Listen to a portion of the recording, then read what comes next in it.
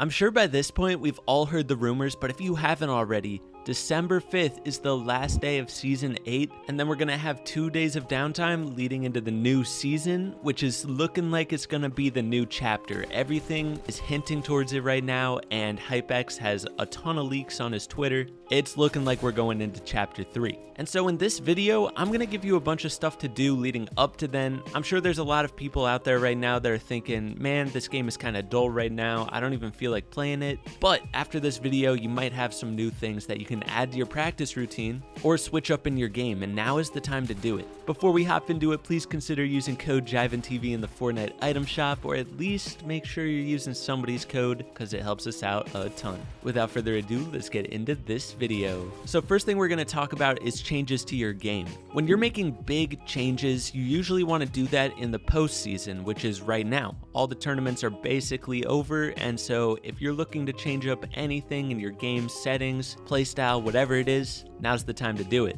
So the first big thing that you might want to change, if you've been considering it, is switching up your sensitivity. This will give you plenty of time to adjust to it before the next season starts, and you can try to find a sense that's more fitting for you. That'll improve your game in the long run. A lot of times, sensitivity can make a big difference. So if you play on a super high sensitivity, I definitely recommend lowering it. When I say super high, I mean like 20x and Y 800 DPI. That's a bit too high, I would recommend lowering it. But if you also feel like your sense is too slow and it's been slowing down your gameplay, then raise that bad boy up. Another thing, along similar lines to that last one, is if you've been debating switching up your settings at all, now's the time to do it because you'll have plenty of time to adjust before the new season starts. This could be something like switching edit on release on or off. That's a setting switch that takes a lot of getting used to, and there's a lot of pros that have been switching to edit on release off.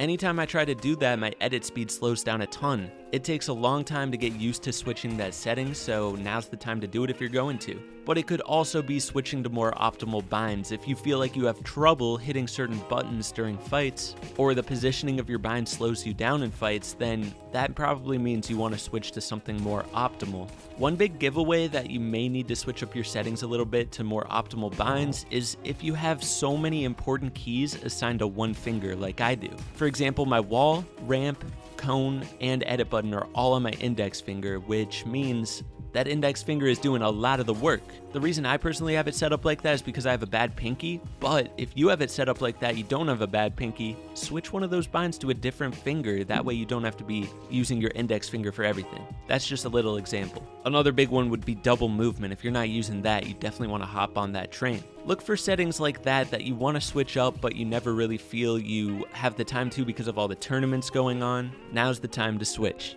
Okay, next thing is switching to a new input or new equipment. This is actually something I did right as Grand Royale ended. I switched to a new mouse. I got the G Pro Superlight before I was using the final mouse. If you've been debating getting a new mouse or a new controller, whatever it is, now's the time to do it. When I switched to the G Pro Superlight, I noticed that my AR tracking is just all off. I have trouble in Kovacs hitting anywhere near the scores I would get on my old mouse, because it takes a while to get used to it. Anyways, those are the main switches to your actual settings and equipment, but there's tons of other things you can be doing in the postseason to add to your practice routine and to really prepare to get to champs next season or compete well in tournaments. So the first and biggest thing is probably mechanical grinding and fighting grinding. The best way to really improve on this in the postseason is to run a lot of creative drills and creative 1v1s. If you practice your fighting and creative almost every day during the postseason, you'll see major improvements going into the next season, and you'll be able to get to champs way faster.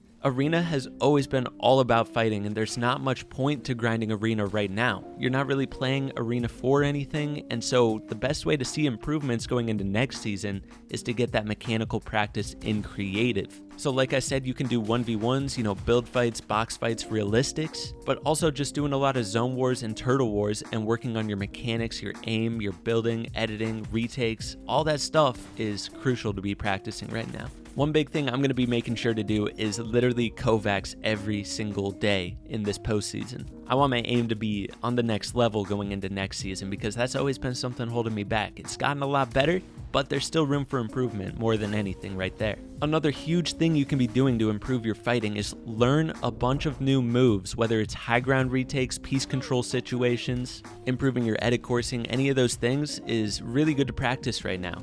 Let's say you see a pro player do a move you've never done before. Just hop into creative, recreate that scenario. Usually I try to do it in Raiders piece control maps. I'll just go into those situations, try to find a drill that's similar to that move I want to learn, and I'll practice it on repeat until I have the muscle memory down. Once I got that muscle memory down, then I can start trying to do it in 1v1s. And once I can do it consistently in 1v1s, it should just naturally transfer over to Arena going into the new season. So you can learn a bunch of new stuff regarding fighting heading into the new season just within creative itself. I guarantee most pros are just going to be grinding creative for most of the postseason. Now the last thing which you may be wondering is how can you actually prepare for tournaments, like get ready for endgames and stuff. And so the biggest thing regarding that is that we're going to have a completely new map, we're going to have completely new weapons, movement, all that stuff, which makes it kind of weird to run scrims in the postseason because we might not have, launch pads, peppers, cars. We really don't know what we're going to have next season,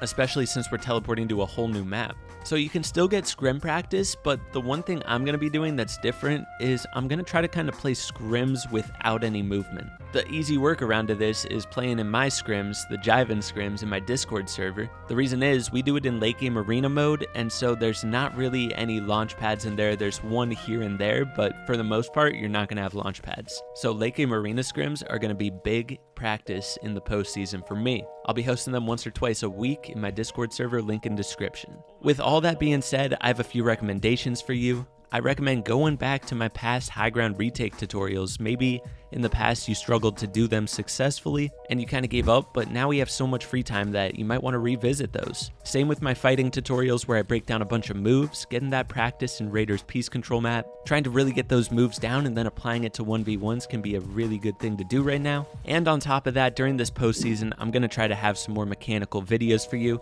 whether it be retakes or practice routines, yada yada, just random practice videos. I'm going to be throwing them out as often as I can leading into the next season. So keep your grind up. I know it's super easy to slack off right now because Fortnite kind of feels boring, but there's ways to make it fun and worthwhile of playing, especially with all the big tournaments that are coming up next season, like potential World Cup next year, probably not next season, but next year. Potential World Cup. If that's not reason to grind, I don't know what is. Potential solo FNCS, duo FNCS, potential winner royale, which would be in December. We got all these crazy things coming up and it's making me want to grind harder than ever. And I think you should too. I hope you guys enjoyed this video. If you did, be sure to hit that like button, sub if you're new, use code JivanTV, and I'll catch you in the next one. Peace.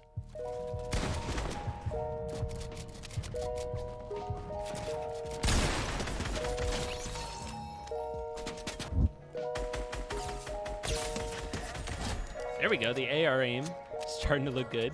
All right, more AR practice, I'm down.